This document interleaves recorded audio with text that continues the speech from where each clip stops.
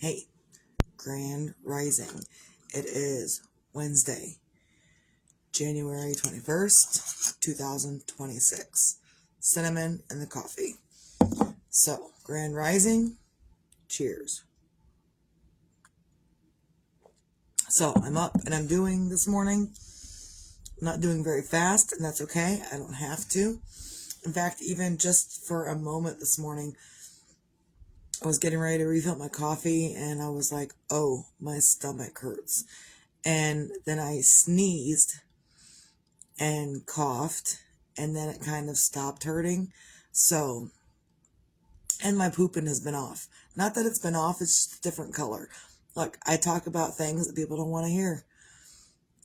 But sometimes you got to pay attention to these things. If your snot's a different color, you probably got an infection of some sort. If your poop's a different color, you're probably getting rid of an infection of some sort. So my poop is a different color. It's green. And I haven't eaten or drank anything green. So I'm probably getting rid of something that I didn't even know I had. A lot of times, people will continue to talk themselves into being sick, because being sick gets them more attention, I think. There's other people that I personally know that are hypochondriacs. I want to say that's the right word. It's a hypochondriac, which is feeling that you're sick all the time. Ooh, see, I didn't even know what I was going to talk about today. Really didn't before I started talking. I had no idea. But now we're going to talk about thinking about sickness and thinking about the thoughts that are going to create things in your head. It's going to be exciting. Welcome for the ride. Cheers. So, there are a lot of people out there that are hypochondriacs, and they will believe whatever, anything, anyone tells them about whatever. And if they don't believe other people's stuff for themselves, they'll believe whatever they want to believe about their own bodies. So, for example, you have a job, you want to call into your job sick, and which the husband did last night, but he wasn't feeling really good. He was actually not feeling good. He didn't like call in and say, ooh, I just don't want to come in tonight, because my husband never calls into work. And when I worked at the factory before my heart attack, I rarely called into work. Even on the days when I had heavy periods and I was like, I really didn't want to be there, I still didn't call in. I still showed up and got the job done anyway. So, but in those years, couple of years that I was at the factory, I noticed things. So we're going to talk about it today. I noticed that when people don't want to show up to work or don't want to get up and go do things, and they say, oh, I'm sick, I'm this, I'm that. And if they're not actually sick, if they're not actually under the weather, then within a few days, they're under the weather, because thoughts create things. Words create things. I think I just shared something last night about etymology, which is the study of words. I think that's what it is. It's the study of words, etymology. And by using your words, you're creating new things all the time. When you're spelling, that's casting spells. When you're using words, that's speaking things into existence. You may not notice it today, but 3 days from now, and you're like, oh, well, I don't know how I got sick. Well, it's your words, Buttercup. It's your words. Still got bedhead. That's okay. Ick. Whatever. So it's your words. And when you say, I am sick, I am, then that's what you get. You may not notice it right away, but you will get it. I got a funny story to tell you. My great-grandmother, Hazel, my grandmother, Eileen, my great-grandmother, Hazel, has passed. My great-grandmother, Eileen, is the one that owns this house and the other house and the property that it's all on. So my great-grandmother and my grandmother were sitting at this table years ago, probably before I was born. Years ago, my grandmothers were sitting at this table, and their friend would come over all the time. all the time. And the friend, I remember the friend, her voice was so high pitched, and and I want to say her voice was like that all the time. But my grandmothers let her come over, visit and whatnot. But then they played a joke on her one time. And they said, we're going to fix her. Because she was a hypochondriac before they did this to her. But she had come over one day. They had made a decision after she left a different day. My grandmothers had made a decision that they were going to make up a disease, make up a sickness, make up an illness, and make up symptoms. Just randomly pick up symptoms out of the air. And the next day that the friend came over, they told her all about this brand new sickness that they just heard of, made up, and all these symptoms that they heard of that go along with it, they made up. And it wasn't even a real sickness. It was just a random made up word that sounded like a sickness, sounded like a illness of some sort. So they randomly made up a sickness and illness, and they made up symptoms to go with it. They told their friend about this. I don't know how friendly they were, because I wouldn't think about doing this to my friends. Yes, they were playing a joke, but this is how powerful the human mind is. In the sense that so my grandmothers told their friend about this sickness, all the symptoms. The friend left, came back the next day, and the friend was like, oh, I have this sickness, I have this illness that you guys told me about yesterday. So I don't know why, I just know I have it. Again, this lady was a hypochondriac already before they did this to her. And then afterwards, she thought she had this made up thing that they made up. I don't know if they ever told her the truth. I don't know if they ever told her that they made it up. I'll have to ask my grandmother later. But I don't know if they ever said anything different about that. But that's kind of what has been happening in the world these days with COVID. It was on the news. Everyone was watching it. How many hypochondriacs are out there in that world that we live in? A whole lot. And when you get one, you get them all. And when you make up something and you put it out there, and then you make up symptoms as well and you put it out there, and then all of a sudden people are like, ooh, well, I have it. Ooh, well, I have it. And even if you didn't, you think you do. And even if you think you do, you probably eventually will have it. Like, I never got tested for COVID. I never took a jab. I never did any of that. I didn't believe the hype. And I thought, why am I going to go get this jab for a free case of beer, or get my nails done, or, ooh, you got $100 gift certificate to Walmart? Why am I going to go get a jab? Why are you giving stuff away to make me take this jab? I don't trust it. I don't want it. And you're not going to make me. And I didn't. I wasn't in the threat of losing my job in that moment either, because I worked in shipping. I was by the doors all the time. So for the time that I was working, I was away from everyone. Stay 6 feet apart. That's great, because none of us are ever closer than 6 feet together, because we were all working. So I really don't know if I ever had it. If I didn't have it, I don't know, because I never got tested and I never got the jab. And my husband and all of my children, they didn't get the jab either. So, but that's what has happened to us, is my grandmothers, both of them, their little experiment of making up a disease and putting it out there for everyone, or for their friend, turned into, I don't know if that's how it turned into it, but then the government before, not the one we have now, the government before, and other people, and the elite and whatnot, they said, hey, here's this narrative. We want you to believe it. And they put it out there and they repeated it. You know what happens when you repeat things? You fucking get it. When you say, I'm sick 5 times a day, 5 days a week, then that's what you get. I refuse to say I am sick anymore.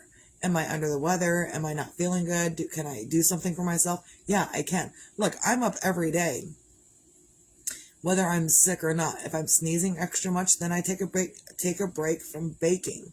If I am just not feeling good, I go take a nap. I don't say I am sick. And I really think over the last 3 or 4 years, I don't let myself go down and stay in bed all day. Will I sit here all day in my blanket and do my own thing? Yes. But I am also not telling myself that I am under the weather. I'm just not feeling good, and I'll feel better later today. That's the way it is. And if I feel too bad, then I go back to bed. I go take another nap. Whatever. And I know sometimes you don't have those options. When I was working at the factory, I didn't have those options. But I still realized even then that it's up to me whether I remain healthy or not. It's not up to anyone else and whether you're going to feed my thoughts as to how healthy I am. It's up to me to be as healthy as I want to be. And I can make that decision for myself. So, words are spells. When you're using words, it's spells. When you're writing in cursive, that's cursing. Cursive, cursing. Not necessarily a bad thing, but not necessarily an ultimately great thing. Words are spells. That's why they call it spelling. That's why there's a whole lot of stuff that I could say about that. Prayers, when people are praying. Prayers, spells, spell casting, it's all the same. You can me all you want, but it's all the same. Either you're praying to a god, or you're praying to yourself, or you're praying to a higher entity. It's all spell casting. It really is. And different religions, different practices, they will call it different things. In witchcraft, it's called casting spells. In religion, it's saying a prayer. Either way, that's what you're doing. You're using your words to either give thanks, give gratitude. I think that's probably the same thing. Pray for others. Get what you want. You're using your words for that. Whether you call it a spell or whether you call it prayer, you're using your words to cast a spell out there for you and maybe others. Which is why when people don't agree with me and I don't really like them and I really don't want to deal with them, I don't wish for negative on them anymore. I used to. And then I wasn't aware of why I was getting all this negative back. I stopped wishing negative on anybody. If I really don't like you these days, I will wish for your happiness far, far away. I don't even care. You can be happy. Go on. Go be happy for you. Far, far away from me. I don't want to deal with it. And I don't have to. And by doing that, by using my words to wish for someone else's happiness far, far away from me, then what I get back, tenfold, threefold, whatever, is going to be happiness. Because I wished for their happiness far, far away from me. And when you wish for harm on others, and that person cut me off in traffic, that idiot, that, when you do that to yourself, when you say that about others, and then you don't know why bullshit keeps happening, maybe you learn to use your words differently or shut the fuck up. You can tell yourself, I don't know what your name is, whoever's watching, shut the fuck up. When I am in the middle of traffic and I'm like, that person, did you see what that person just did? They cut me off. They did something that I didn't agree with. And then my words go out to them. They don't know why they're going to have a crappier day. It's because my words just cast a spell on them, even though they don't realize where it came from. It came from a whole nother different entity, me, without them even realizing it. Or I could say, yeah, that person could learn to drive better. I would love for that person to learn to drive better. And that's kind of how I've taught myself how to deal with drivers that I really don't want to be around. And since I started doing that, I love having the road to myself. The road, I don't always have the road to myself, but I will slow down or speed up according to where I want to be on the road in relation to other vehicles. I don't want anyone else driving around me. So I don't. I slow down or I speed up to keep myself away from the other traffic that I don't want to be around. So use your words, and other people will continuously, that's kind of where I was going with this, other people will continuously keep themselves in a state of sickness just to get attention from others. If they're not getting the attention that they think they deserve from all of these other people, they will create something within themselves to grab all of this attention to them. And my take on that is, why don't you give yourself some attention? Like, you want attention from all these other people. All these other people want their attention. But what kind of attention are you giving yourself? Oh, you're going to make yourself sick so you can get attention? Why don't you use that energy that you just used to make yourself sick to get attention? Why don't you use that to make yourself healthy and pay attention to your goddamn self? I fucking said it. And that's probably one of the main reasons that I just don't get sick anymore. Like, I feel under the weather. Again, this morning I kind of felt a little bit that much like puking. And I coughed and I sneezed. And then my stomach kind of felt better. And I'm not saying I'm immune to any sickness. What I'm saying is, I am not going to talk myself into some bullshit that I don't want. Because I want attention from others. Look, I like to treat people how I want to be treated. Left the fuck alone. Like, leave me alone. I don't need anyone, like, even the husband sometimes. What was it, last night or this morning? He was saying or doing something. I was like, okay, bye. I'm working. Go on with yourself. I'll see you in a little bit. Just leave me alone right now. Sometimes I need that time. By the way, been working on these practice socks. So excited to actually make regular size socks. Because look at this cute fucking thing. Look at that, Candy. I don't know if you knit or not, but I knit. So if you ever want to learn how to knit, I will.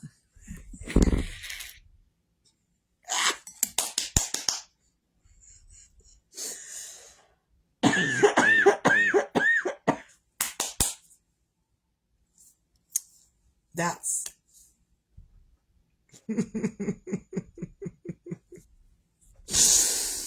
oh, Japan Valdez. Yes. I really almost forgot about that. That's great. Japan Valdez. Cheers with my Japan Valdez. I don't know if I can even take a drink because that was so funny. So funny. All right, so back to business at hand. There we go. So anyhow, look at these. I had to stop because it made me laugh so hard that I couldn't focus. So I just disconnected this yarn this morning. This is the yarn of the main sock yarn. And then I attached my dark brown yarn this morning to do the toes on these socks. So here is, I got my strings coming out. I haven't done anything with them.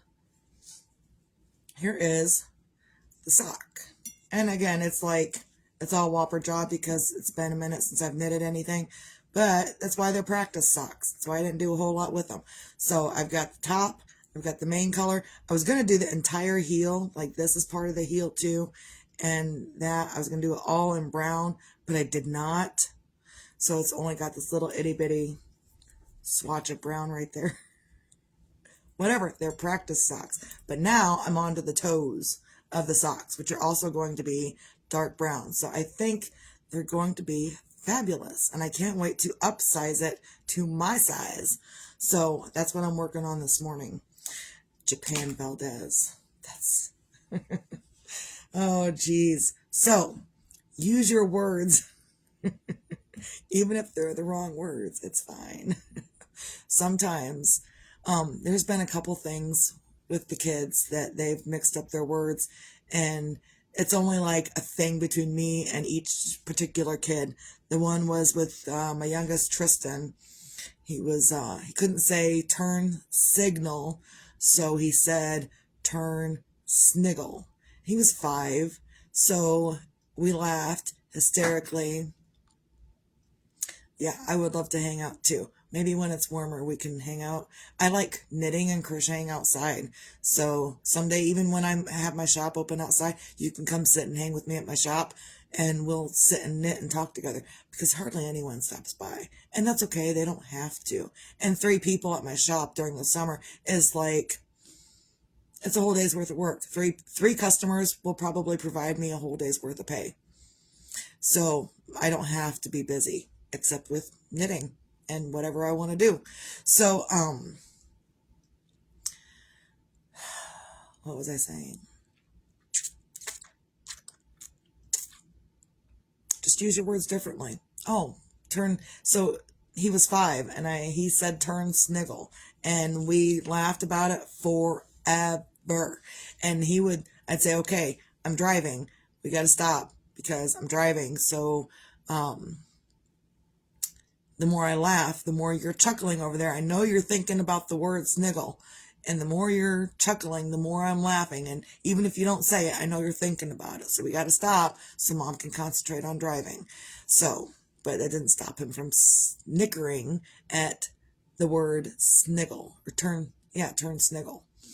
So there's just different things. You'll mix up your words. We got Japan Valdez over here. He will mix up your words. It's okay. Whether it's autocorrect or not. Because sometimes your mouth is on autocorrect. Am I right? Yeah. So use your words differently. Use your words for benefits for yourself. And use your thoughts to benefit you. You know what happens when you use your thoughts to benefit you? Is that others don't have to do that job. Like, there are people that will draw the attention to them. They will create their own sickness within their own body to draw attention to them. But what they're failing to see is that they could use that energy instead to heal themselves, pay attention to them damn selves, and do what they want to do for whatever they want to do. But essentially, they just want people to pay attention to them. They feel forgotten because they're not filling their own selves up with whatever they need for themselves. You are the human you got to take care of the rest of your life. Will you create other humans, and maybe you have other humans you've created or other humans that you help take care of? There are other humans that you help take care of, yes. But essentially, every day, you are the human that you were assigned to at birth to take care of. And I don't know where I was going with that. Just take care of your human. Take care of your goddamn human. In the best way you can, and try not to make it sick just to grab someone else's attention, because it's going to harm you more than it's going to harm them. Promise you that. So, I think that's all I got. I've been kind of winded this morning. Find your own things on a Wednesday to feel grateful for. I am grateful for the words. I'm always grateful for the words that I have available. And sometimes even I don't know, before I begin the video, I have no clue what I'm going to talk about. I'm like, okay, well, we're just going to wing it today. Some days I have an idea. Most days, probably 98% of the time, I have no clue what I'm going to talk about as soon as I hit go live. I have no clue. I just wing it. And so today, because I was kind of feeling under the weather, just a smidgen, I was winging it. I was like, oh, well, we'll talk about this, because I wasn't feeling very good. And that turned into a whole slew of things. So I'm really grateful that I have asked the higher power for the words to put out there for the people, so maybe we can all understand each other a little better. I'm grateful that the husband takes the kid to school every day. I'm grateful for my coffee. I'm grateful for my yarn. I'm grateful that these are turning out so stinking cute. I've got some little intricacies in the middles of like where I joined the heel to the actual part of the sock. I've got some things and little issues to work on, but that's why they're practice socks. Because it shows me where I need to work out, what I need to do it better next time. So find your own things to feel grateful for. You can be grateful for anything. Did you know that? You can be grateful for tangible things, intangible things. You can be grateful that you smelled a smell from 30 years ago that you miss. You can be grateful that I don't know, for anything. You can be grateful for your vehicle working. You can be grateful that your hands are doing the things you want them to do. You can be grateful that your nose isn't stuffed up. You can be grateful for anything. You can be grateful that your eyes give you the ability to see the different things and see them from your perspective. So you can find anything to feel grateful for. I'm also grateful for my heart beating today.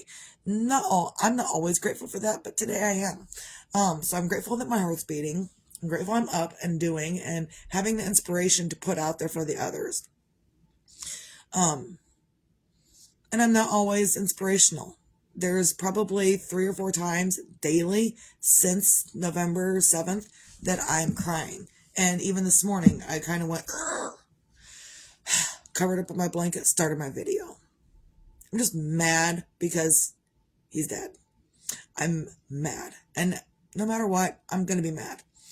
So, how do I get through it? I turn on the TV and I crochet some more. And then later on in the day, I'll get up and I'll go do something else and I'll come back and I'm like, Ugh! And I'm like, you know what? We're not doing this.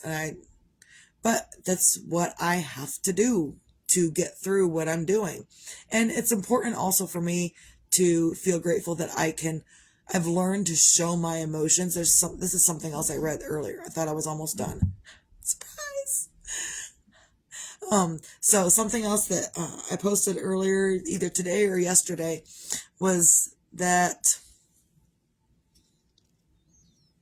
it was yesterday, about moms and showing your emotions. And the anger is just as important of an emotion to show you working through in front of your kids as any other emotion. Like, we're working on our emotions and we're practicing our emotions, and anger is a valid emotion. Frustration, valid emotion. All of these emotions that you're having are valid, and it's not okay to hide back your emotions and from your kids or whatever, because by hiding your emotions, your heavy, dark emotions, by hiding those from your kids, you're robbing them of learning how to deal with heavy emotions on their own. So be okay, feel okay. My daughter, sees me going through my emotions, and then she sees that I'm okay. And then she sees me having more heavy emotions, and then she sees I'm okay. But that's what I'm teaching her. I'm teaching her in those moments how to regulate her own emotions. So, also be your own magic, find your own magic. Sometimes your magic is in learning new things. Sometimes it's telling yourself to shut the fuck up. Because sometimes you're telling yourself bullshit that you really don't need to hear. So quit telling yourself the bullshit that you don't want to hear. If you don't want to hear it, quit telling yourself. And sometimes telling yourself to shut the fuck up is what you need to do. And that is your magic. Is to tell yourself, you know what? This is not what I'm going to do. This is what I'm going to do. You have to tell you. I have to tell me, I'm not going to do this today. This is what I'm going to do today. I have to take control for myself. So, and that for me is my own magic. Also, be your own sunshine. Whether tomorrow's promised or not is irrelevant. Be better for you today, no matter what. And sometimes that's harder to do. Sometimes you're not having an easy time at being better for yourself or being your own sunshine or bringing your own sunshine out. Sometimes it takes someone else, like my Japan Valdez friend, that will bring a smile to your face and make you feel just a little bit more sunshiny. Grand Rising Tina. Cheers, lady. So, by the way, I have a bunch of bread batter on the back porch. Whenever you're ready, it's ready to be baked. I'm not baking it up until you get a hold of me. Because I want you to have fresh bread whenever you decide you're going to have it. Yeah.